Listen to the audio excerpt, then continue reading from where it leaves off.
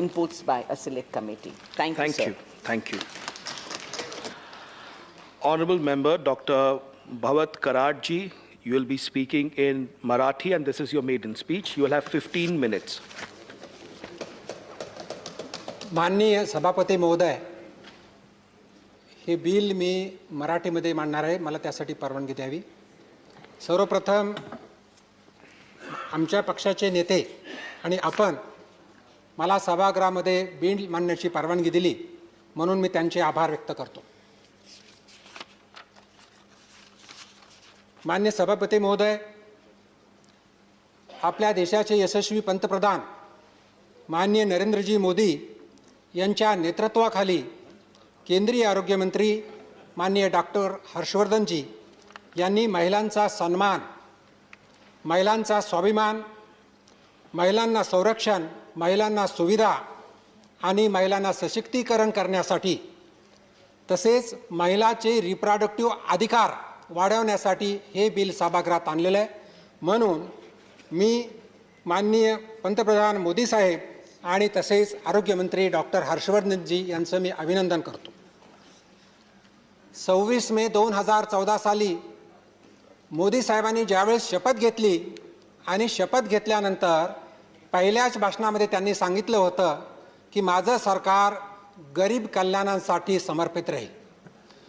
गरिबांसाठी त्यांनी वेगवेगळ्या योजना आणल्या, पण त्याचबरोबर महिलांसाठी, शेतकऱ्यांसाठी, कामगारांसाठी, युवकांसाठी, उद्योजकांसाठी वेगवेगळ्या योजना या 6 वर्षाच्या काळात आणलेल्या आहेत.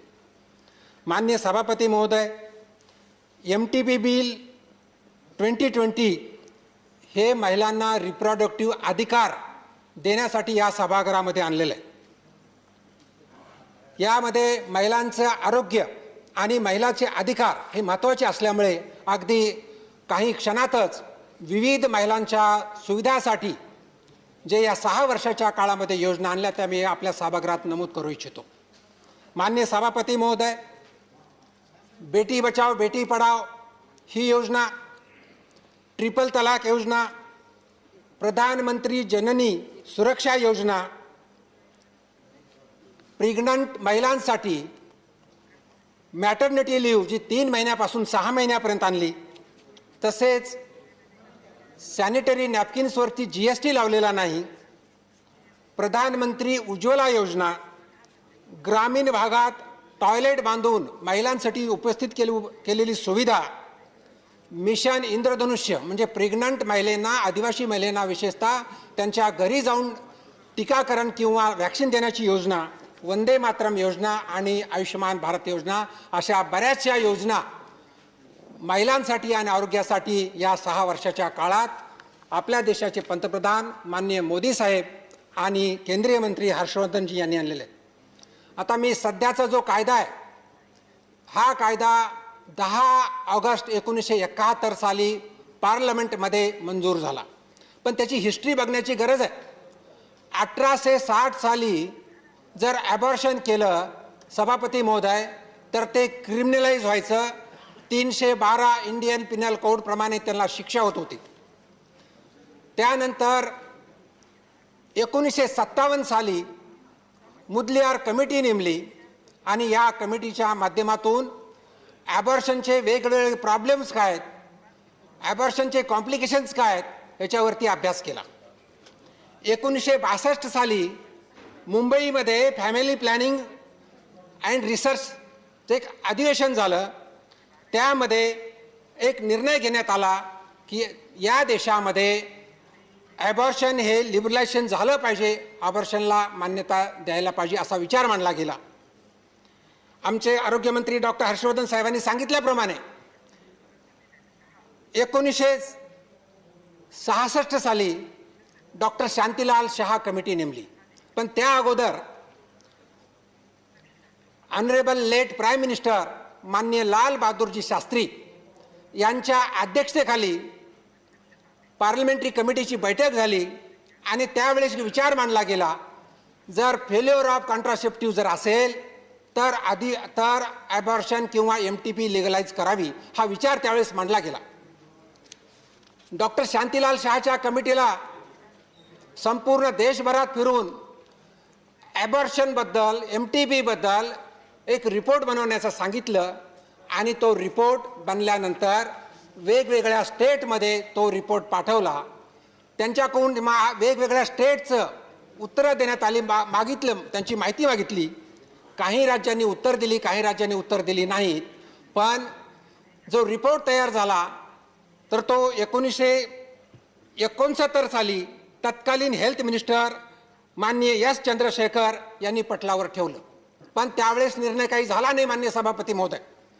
1971 साली deputy health minister Shri DP Chattopadhyay यांनी हे बिल लोकसभेमध्ये 2 ऑगस्ट 1971 इंट्रोड्यूस केलं आणि 10 ऑगस्ट 1971 याचा कायदा बनला.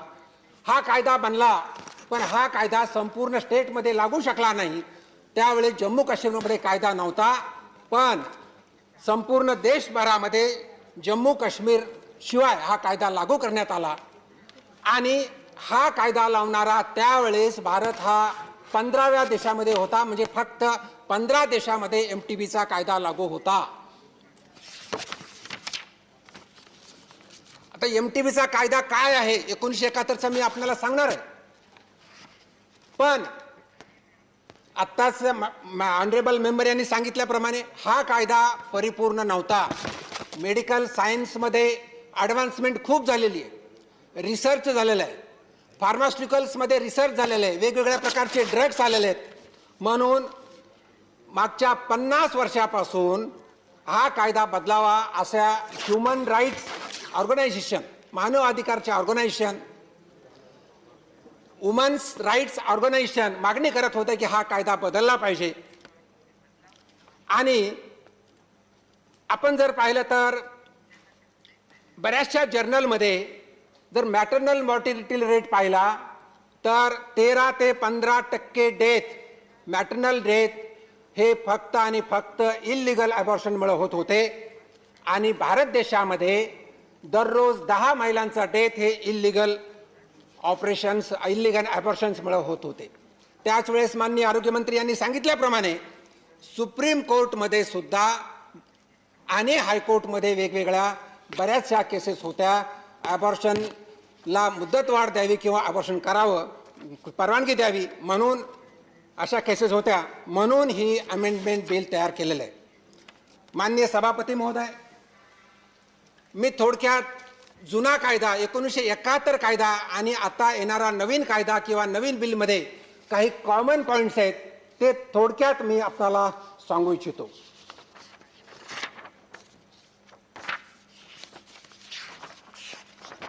MTP is done only at the registered hospital. कुठल्याही हॉस्पिटलमध्ये MTP करता येत नाही. त्याचप्रमाणे MTP should be done only by registered medical practitioner. म्हणजे registered medical practitioner who are able to do the MTP. After doing MTP, it should be informed to the person authorized by law, not anybody. I don't know whether it is to be informed or police or no, but to my knowledge, it should not be informed to the police, what the honorable member has said. It should not be informed to the police. It should be informed to the authorized person at the district level, not to the police. There is prohibition of disclosure of the procedure. It should not be disclosed. MTP is done after written and explained content to the woman. By the consent is to be taken by the doctor, and MTP is done in 12 weeks is with the opinion of the single registered medical practitioner. Suppose I am an MBBS doctor, I cannot do MTP. But you should be having training, you should have experience, and you should have a certificate from the district civil surgeon. Then and then only you can do the MTP. Now, if you see the amendment of the bill, now what the amendment is? ये बदलाव क्या चाहिए, बदलाव काय पाहिजे? तर 12 ते 20 आठवड्यापर्यंत जर जुन्या कायद्याप्रमाणे MTP करायची असेल मान्य सभापती महोदय, तर एका रजिस्टर्ड मेडिकल प्रॅक्टिस च्या सहीवर चालत नाही. त्याला 12 ते 20 मध्ये 2 रजिस्टर्ड मेडिकल प्रॅक्टिशनरची ओपिनियन लागतं. पण नवीन कायद्यानुसार 12 ते 20 आठवड्यापर्यंत जर MTP करायची असेल तर एका डॉक्टरांचा ओपिनियन चालतं. मी डॉक्टर आहे, मी ग्रामीण भागातून येतो आणि जर 2 डॉक्टरांचं ओपिनियन घ्यायचं असेल तर ते पेशंटला अवघड जात होतं. It was not possible. म्हणून हा कायद्यामध्ये सुधार करण्यात आलेला आहे आणि यामुळे इल्लिगल अबॉर्शन कमी होतील आणि मॅटर्नल मॉर्टिलिटी रेट सुद्धा कमी होईल.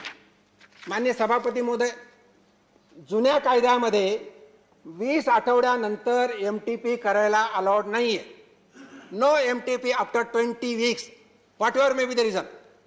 But now, with the amendment of this bill, with the opinion of the 2 doctors, 2, I will say, registered medical practitioners, MTP is allowed up to 24 weeks. त्याचबरोबर 20 ते 24 आठवड्यामध्ये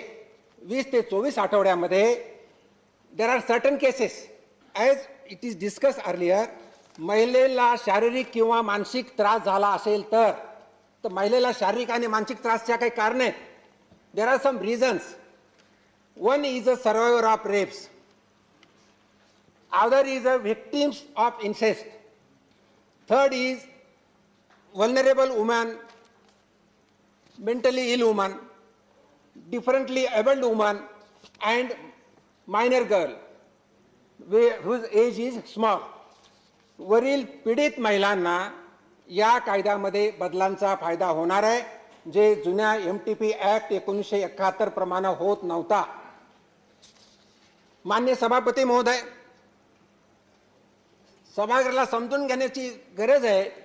foetus युटरसमध्ये असताना 16 आठवड्याचा असेपर्यंत ऑर्गॅनोजेनेसिस होतं, संपूर्ण ऑर्गन डेव्हलप होतं.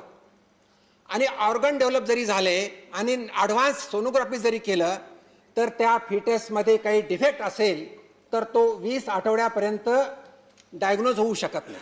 अशा परिस्थितीमध्ये 20 ते 24 आठवडे यामध्ये जर ॲडव्हान्स सोनोग्राफी केली, त्याला लेवल 2 स्कॅनही म्हणता येईल, ते जर केलं तर वेगवेगळ्या कंजेनेटल अनॉमलीज त्या डिटेक्ट होऊ शकतील आणि त्याचा फायदा या 20 ते 24 आठवड्यामध्ये जी प्रेग्नन्सी आहे, जर त्या मुलाला डिफेक्ट असेल तर ते कळू शकतो. उदाहरणार्थ वेंट्रल सेप्टल डिफेक्ट म्हणजे हार्टमध्ये वेंट्रिकलच्या मध्ये जो पडदा असतो त्याच्यात छिद्र असेल तर ते 20 आठवड्यापर्यंत दिसत नाही, पण ते 22 आठवड्याला दिसतं.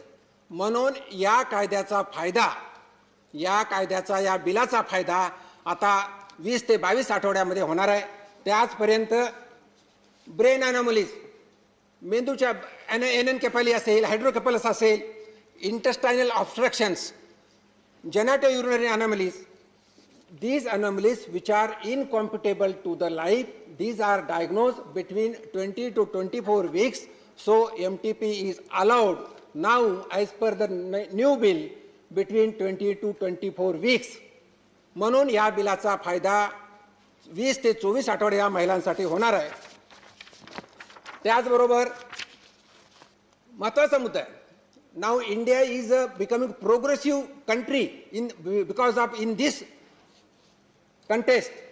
जुन्या MTP ऍक्ट प्रमाणे फक्त विवाहित, yes sir, 2 minutes more. जुन्या MTP ऍक्ट प्रमाणे फक्त विवाहित महिलांना कॉन्ट्रासेप्टिव्ह फेल्युअर झाल्यास MTP करता येत होतं. पण नवीन कायद्याप्रमाणे जर अविवाहित असेल किंवा मॅरिड असेल, अनमॅरिड असेल, त्या महिलेना MTP करता येते आणि ती महत्त्वाची स्टेप आहे. तर महत्त्वाचं, the honourable member has discussed regarding the medical board. Medical board is very much essential because the medical board, there are very few cases because it is between 24 to 20 weeks where there are sustainable fetal anomalies. Substantial means if the child born and child is incompatible, then it is of not use. अशा परिस्थितीमध्ये जर medical बोर्डकडे आपण पाठवलं आणि medical board पाठवल्यानंतर त्याचं diagnosis झालं तर त्याला एज लिमिट नाही आहे. एज लिमिट हे 24 आठवड्यानंतर सुद्धा आपण MTP करू शकतो. पण माननीय सभापती महोदय, मला सांगावंसं वाटतं की 28 आठवड्यानंतर एखादं मूल जन्मलं तर ते जिवंत राहू शकतं. म्हणून what ever the limit period is only 4 weeks, 24 to 28 weeks. या पिरियडमध्ये मेडिकल बोर्डचा रोल आहे आणि मेडिकल बोर्ड हे सर्व केसेससाठी नाही. त्याच्यामध्ये medical board as madam has told, gynaecology and obstetrician, paediatrician आणि रेडिओलॉजिस्ट और sonologist. These 3 things are important in the medical board, and there is an option. The state can decide, individual state can decide what doctors are to be taken. That will depend upon the state. माननीय सभापती महोदय, हे bill pass झाल्यानंतर भारताची तुलना 1 minute, भारताची तुलना जगातील विकसित देशाच्या प्रोग्रेसिव्ह अबॉर्शन लॉ बरोबर केली जाणार आहे. माननीय सभापती महोदय, 97%, only 1 minute, 97% countries allow abortion to save life of mothers. 27 countries does not allow abortion, except example Egypt, Thailand, Iraq, and maybe due to the religious reason. 39 countries allow abortion when mother's life is at risk, and in 67 countries abortion is on request without any reason is allowed. With this bill, amendment bill, the maternal mortality rate now it is half minute is 122 per live birth. It will reduce to 70 per lakh live birth by 2030. World Health Organization target is to reduce maternal mortality rate below 70 per lakh by 2030, and we are going to achieve the bill. म्हणून मी सभागृहातील सर्वांना नम्रपणे विनंती करतो की महिलांचा सन्मान, महिलांचा अधिकार, रिप्रोडक्टिव्ह अधिकार वाढवलेलं बिल आहे आणि ह्या बिलाला मंजुरी द्यावी असे मी सभागृहाला विनंती करतो. आणि शेवटी एक वाक्यामध्ये सांगू इच्छितो, सालों से पीड़ित स्त्री को पीड़ा से मुक्त कराया, सालों से पीड़ित स्त्री को पीड़ा से मुक्त कराया.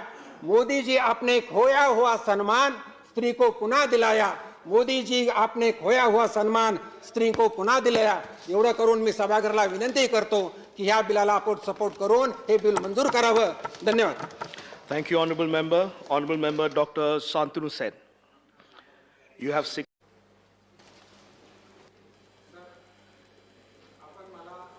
बोलण्याची संधी दिली त्याबद्दल मराठी अनुमती द्या म्हणे. हां, माननीय सभापती महोदय,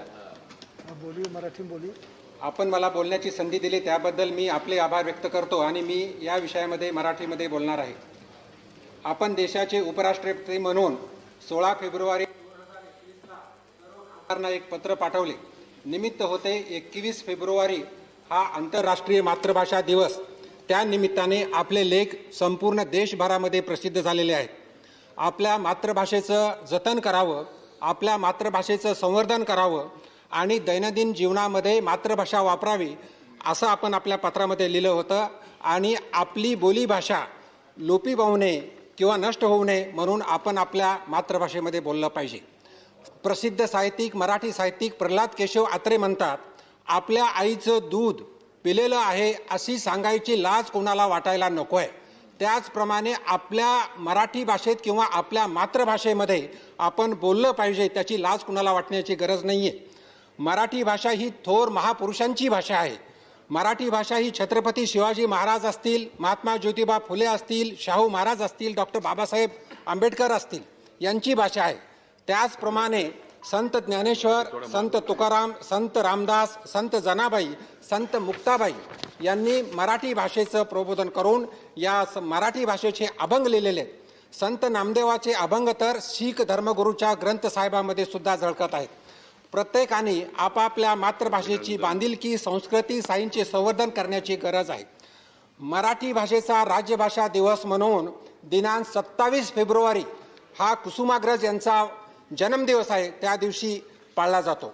प्राचीन मराठी आणि महाराष्ट्र प्रकृती या भाषेचा अपभ्रंश होऊन मराठी हा शब्द आलेला आहे. मराठीचा पहिला ग्रंथ गाथा सप्ती हजारो वर्षापूर्वीचा आहे. हजारो वर्षापूर्वी गाथा सप्ती ग्रंथ लिहिलेला आहे. त्याचप्रमाणे लीळाचरित्र, ज्ञानेश्वरी हे शेकडो वर्षापूर्वी मराठीमध्ये लिहिलेले आहे. मी आपल्या माध्यमातून केंद्र सरकारकडे विनंती करतो की ज्या अटी शर्ती अभिजात दर्जासाठी लागतात त्या संपूर्ण मराठी भाषेसाठी आहेत. महाराष्ट्र सरकारने पठारे नावाची कमिटी अपॉइंट केली होती. त्याने 800 पानाचा रिपोर्ट दिलेला आहे. त्यामध्ये मराठी भाषेला अभिजात दर्जा द्या अशी मागणी केलेली आहे. मी शेवट माझा एका 2 लाईनमध्ये करणार आहे सर.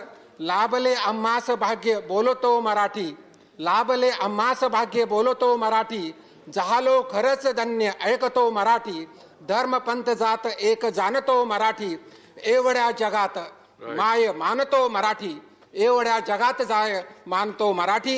ही कवी सुरेश भट यांची कविता करून मी माझा